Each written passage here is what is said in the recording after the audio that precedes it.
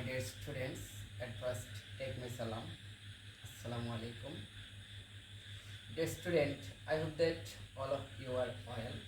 Alhamdulillah, I am well by the grace of Almighty and pardon for yourself. My dear student, today I am going to teach you an important topics. I say that it's not only important but also very important for your coming examination HSC 25, because this question is 99% common for HSC 2025. For this reason, I hope that you have to know about these topics very clearly and smoothly. My dear students, let's come to the point, and we all of us learn how to implementation NAND to NOR. শিক্ষার্থীরা, আশা করি সবাই ভালো আছো। আজ আমি এটাই বলেছি যে আজ আমি তোমাদের সামনে যে গুরুত্বপূর্ণ টপিকসটি নিয়ে আলোচনা করব সেটি হচ্ছে 2025 সালের এইচএসসি পরীক্ষার জন্য অত্যন্ত গুরুত্বপূর্ণ একটি প্রশ্ন। আমি 99% সম্ভাবনা দিতে পারি এই প্রশ্নটি তোমাদের পরীক্ষায় আসবে। এজন্য আমাদের উচিত এই প্রশ্নটি খুব ভালোভাবে শিখিয়ে নেওয়া। আমি তোমাদেরকে দেখিয়ে দেব তোমরা কীভাবে নেট গেট দ্বারা নর গেট বাস্তবায়ন করতে পারো। আমি বোর্ডে লিখে রেখেছি নর এ প্লাস বি হোল নট, অর্থাৎ নর গেটের সমীকরণ হচ্ছে এ প্লাস বি হোল নট। এখন আমাদেরকে এই নর গেটটাকে বাস্তবায়ন করতে হবে NAND গেট দ্বারা।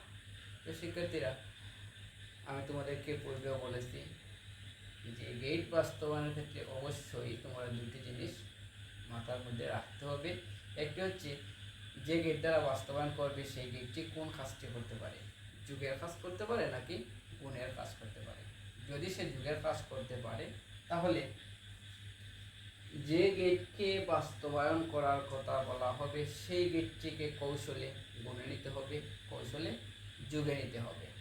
আমাদের এখানে বলেছে NAND দ্বারা নর বাস্তবায়ন, তাহলে আমরা নরের সমীকরণটাকে NAND-এ নেব, কেননা নরের সমীকরণের মধ্যে যুগ আছে, কিন্তু NAND-এর সমীকরণের মধ্যে যুগ নেই, সেখানে গুণ আছে। তাহলে আমাদের কাজ হচ্ছে ওই যুগটাকে কৌশলে তুলে দিয়ে গুণে পরিণত করা। আমি লিখলাম নরের সমীকরণ এ প্লাস বি হোল নট। এখানে আমরা একটু খেয়াল করি, আমরা যদি বারটি ভাঙ্গি তাহলে হবে এ নট, এই যে মধ্যকার সম্পর্ক যুগ হয়ে যাবে গুণ বি নট। এখন বাস্তবায়ন করব যেহেতু NAND গেট দ্বারা।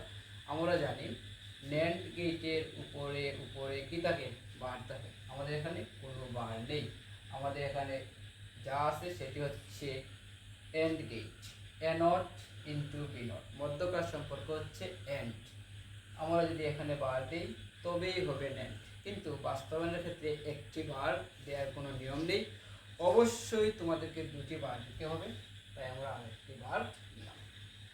আমাদের এ নট ইন্টু বি নট, মধ্যকার সম্পর্ক AND, উপরে বার আছে, হয়ে গেল NAND।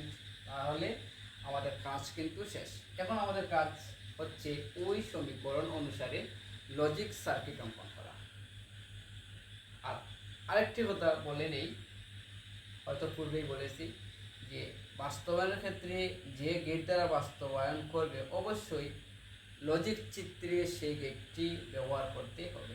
আমরা যেহেতু এখানে NAND গেট দ্বারা বাস্তবায়ন করব, অবশ্যই আমাদের লজিক চিত্রে, লজিক সার্কিটে প্রতি ক্ষেত্রে NAND গেটটা অঙ্কন করতে হবে, নতুবা আমাদের অঙ্কটি হবে না। তাহলে আমরা লজিক সার্কিটটি অঙ্কন করি। এখানে আছে এ নট, আমরা যেহেতু NAND গেট দ্বারা বাস্তবায়ন করব, আমরা প্রতি ক্ষেত্রে NAND করে এ নটটা বাইর করব, বি নটটা একইভাবে NAND করে বি নটটা বাইর করলাম। আমি প্রাথমিক অবস্থায় এখানে দেখা যাচ্ছে এ নট এবং বি নট এর সম্পর্ক হচ্ছে এন্ড। তাহলে আমরা এখানে অঙ্কন করব, সুন্দরভাবে তোমরা অঙ্কন করবে। A not into B naught and. দেখা যাচ্ছে উপরে বার আছে, আমি এখানে যদি ন্যান্ড করি তাহলে উপরে একটি বার আসবে। আমরা পেয়েছি একটি বার, কিন্তু এখানে আছে দুটি বার। এখন আমাদের করণীয় কি? সহজ কথায় যদি বার দুটি প্রয়োজন হয়, তিনটি প্রয়োজন হয়, তুমি তারপর ন্যান্ড হলে ন্যান্ড অঙ্কন করবে, চলে আসবে তোমার অন্য বারটি।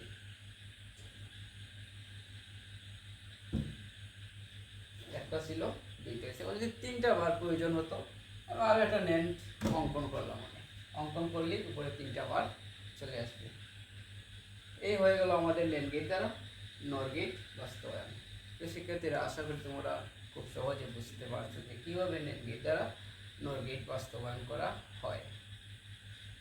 এরকম গুরুত্বপূর্ণ গেট বাস্তবায়নের অঙ্কগুলো খুব সহজে পেতে আমার ইউটিউব চ্যানেলটি সাবস্ক্রাইব করে বেল বাটনটি অন করে রাখবে। ধন্যবাদ সবাইকে, ভালো থাকবেন, দেখা হবে অন্য ভিডিওতে। Thank you.